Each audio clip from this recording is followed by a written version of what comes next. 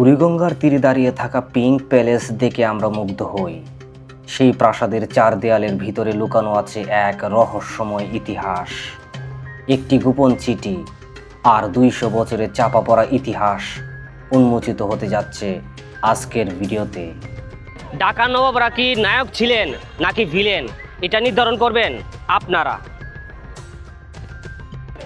নবাব আব্দুল গনি কেমন মানুষ ছিলেন, একটা বিশেষ চিঠি আপনাদেরকে পড়ে শোনাবো, যে চিঠিটা নবাব আহসানুল্লাহকে উনি লিখেছিলেন। কে কেন নির্মাণ করেছিলেন এই আহসান মঞ্জিল, এসব কিছু জানতে চাইলে আপনাদেরকে টাইম ট্রাভেল করে যেতে হবে 200 বছর আগে, ইংরেজ শাসন আমলে। প্রিয় বন্ধুরা, আজকে আপনাদেরকে জানাবো আহসান মঞ্জিলের বিস্তারিত ইতিহাস।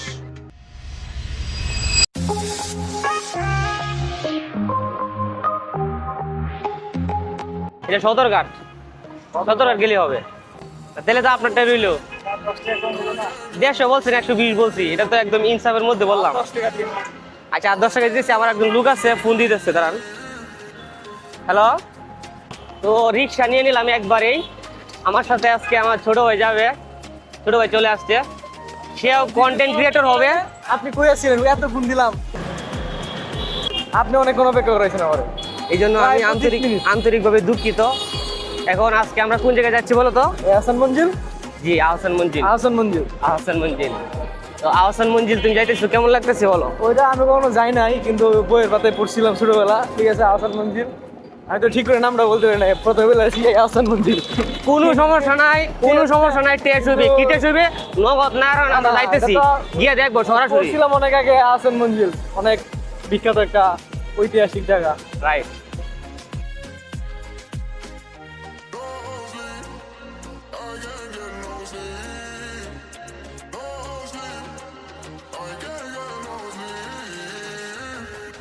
ঢাকা শহর জাদুর শহর, রিক্সার শহর। আমার সাথে যদি ঘুরতে চান অবশ্যই কমেন্টস করবেন। এই যে আজকে পুরো বাইকে নিয়ে ঘুরতেছি, এই মুহূর্তে আমরা সদরঘাটের কাছাকাছি চলে আসছি। আর মাত্র 2 মিনিট লাগবে, আমরা আহসান মঞ্জিলে পৌঁছে যাব। আহসান মঞ্জিল পুরান ঢাকার ইসলামপুরের কুমারটুলি এলাকায় বুড়িগঙ্গা নদীর তীরে অবস্থিত।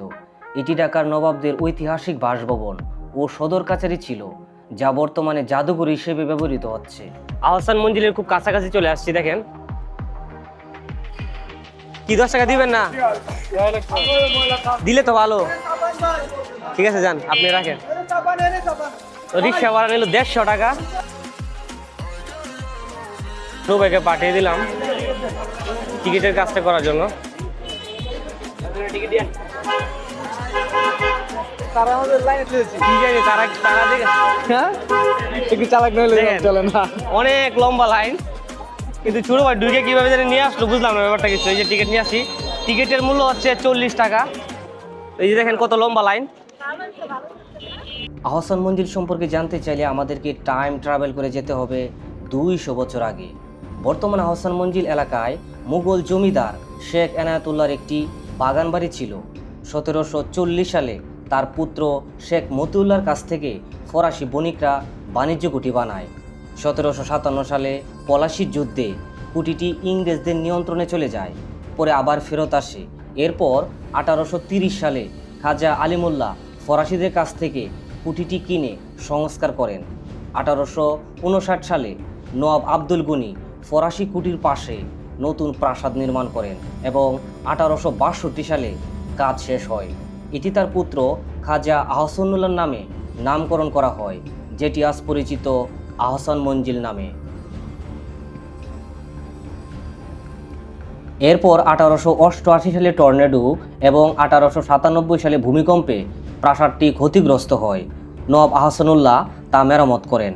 1904 সালে ভাইসরয় লর্ড কার্জন পূর্ববঙ্গ সফরে আহসান মঞ্জিলে নওয়াব সলিমুল্লাহকে অতিথি হিসেবে দেখতে আসেন। 1906 সালে মুসলিম লীগের আনুষ্ঠানিক অনেক আলোচনা হয় এই প্রাসাদে। 1920 সালে কেন্দ্রীয় খেলাফত কমিটির নেতারা আহসান মঞ্জিলে বড় সভা করেন। 1952 সালে জমিদারি উচ্ছেদনের আওতায় সরকার নব অ্যাসেস্ট অধিগ্রহণ করেন। 1960 থেকে 1974 সালের মধ্যে প্রাসাদ সংস্কারহীন হয়ে নিলামে বিক্রির পথে চলে, কিন্তু 2 নভেম্বর 1974 সালে বঙ্গবন্ধু শেখ মুজিবুর রহমান নিলাম বাতিল করে দেন এবং নির্দেশ দেন আহসান মঞ্জিলকে সংস্কার করে জাদুঘর ও পর্যটন কেন্দ্র হিসেবে সংরক্ষণ করার জন্য। আজ আহসান মঞ্জিল শুধু পিঙ্ক গোলাপি প্রাসাদ নয়, ইতিহাসের সাক্ষী এবং ঢাকার অন্যতম পর্যটন আকর্ষণ। আহসান মঞ্জিল সম্পর্কে জানতে চাইলে আপনাকে জানতে হবে নবাব আব্দুল গনি সম্পর্কে, আপনাকে জানতে হবে নবাব আহসানুল্লাহ সম্পর্কে, আপনাকে জানতে হবে নবাব সলিমুল্লাহ সম্পর্কে। এদের সম্পর্কে জানলে আপনি এই নবাব বাড়ির বিস্তারিত জানতে পারবেন। ব্রিটিশ আমলে ঢাকার ইতিহাসের সঙ্গে যে কয়টি নাম ওতপ্রোতভাবে জড়িয়ে আছে তার মধ্যে অন্যতম হলেন খাজা গনি মিয়া, যিনি পরবর্তীতে নবাব আব্দুল গনি নামে পরিচিত হন। মূলত কাশ্মীর থেকে এসে নিজস্ব ক্ষমতা ও দূরদর্শী কূটকৌশলের বলে তিনি ঢাকার রাজনীতি ও নবাব পরিবারের নিজেদের অবস্থান সুদৃঢ় করেন। মুঘল আমলে সুবাদার বা নায়েব নাজিমদের নবাব বলা হলেও ব্রিটিশ সরকার তাকেই প্রথম বংশানুক্রমিক নবাব উপাধি ব্যবহারের আনুষ্ঠানিক অনুমতি দেয়। অল্প বয়সেই তিনি পূর্ববঙ্গের অন্যতম প্রভাবশালী ব্যক্তিত্বে পরিণত হন এবং ব্রিটিশদের বিশ্বস্ত ও প্রধান অনুগত হিসেবে আত্মপ্রকাশ করেন। নবাব আব্দুল গনি প্রথম ইংরেজদের নজরে আসেন 1857 সালে সিপাহী বিদ্রোহের সময়। মাত্র 27 বছর বয়সে তিনি ব্রিটিশ সরকারকে অস্ত্র, হাতি, ঘোড়া, নৌকা ও নগদ অর্থ দিয়ে বড় ধরনের সাহায্য করেন। এর কয়েক বছর পর 1860 সালে ঢাকায় শিয়া সুন্নিদের মধ্যে ছড়িয়ে পড়া মারাত্মক দাঙ্গা মাত্র 3 দিনের মধ্যে সফলভাবে নিয়ন্ত্রণে আনেন তিনি। আর এই অবদানের স্বীকৃতিস্বরূপ ব্রিটিশ সরকার তাকে CSI উপাধিতে ভূষিত করেন। ঢাকায় প্রভাব বিস্তারের পাশাপাশি তিনি নিজের প্রাসাদ আহসান মঞ্জিল থেকে পঞ্চায়েত ব্যবস্থার মাধ্যমে শহরের সমাজ বিরোধীদের কঠোরভাবে নিয়ন্ত্রণ করতেন। তিনি ছিলেন একজন জবরদস্ত জমিদার এবং পৈতৃক সূত্রেই ঢাকা শহরের অধিকাংশ জমির মালিকানা লাভ করেছিলেন। তৎকালীন ঢাকায় তার শাসন শৈলী ছিল বেশ প্রভাবশালী। ইংরেজ, হিন্দু, মুসলিম কিংবা সাধারণ নাগরিক সবাই তাকে মান্য করে চলত। ঢাকাবাসীর নানান সামাজিক দায়িত্ব পালনের পাশাপাশি তিনি ইংরেজ মেহমানদের আপ্যায়নও কমতি রাখতেন না, যার জন্য প্রায়ই কলকাতা থেকে খাবার আনিয়ে বিলাসবহুল আয়োজন করা হতো। ঢাকার আভিজাত্য ও বৈভবের প্রতীক হিসেবে তিনি খাজা আলিমুল্লাহর কেনা পুরনো রংমহলটিকে পুনর্নির্মাণ করেন এবং নিজের ছেলে আহসানুল্লাহর নাম অনুসারে এর নাম রাখেন আহসান মঞ্জিল।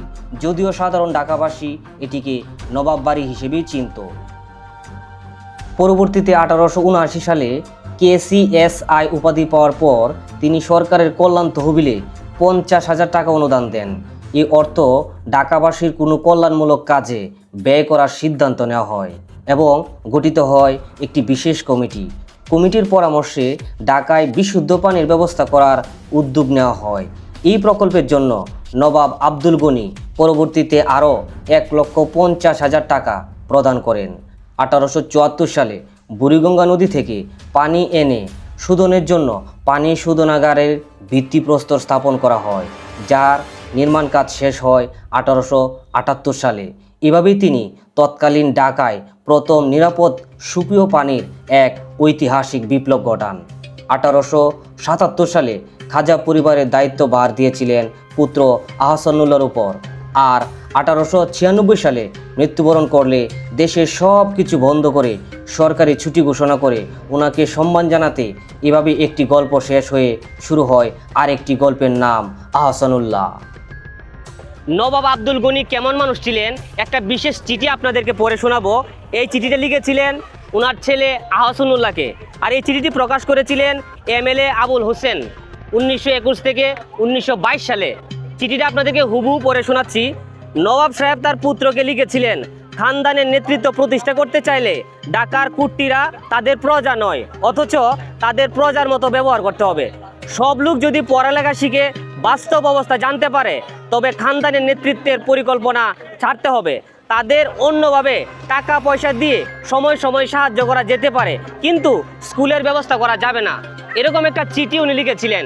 আহসানুল্লাহ কেমন মানুষ ছিলেন পরের ভিডিওতে আমি সেই বিষয়গুলো জানাবো।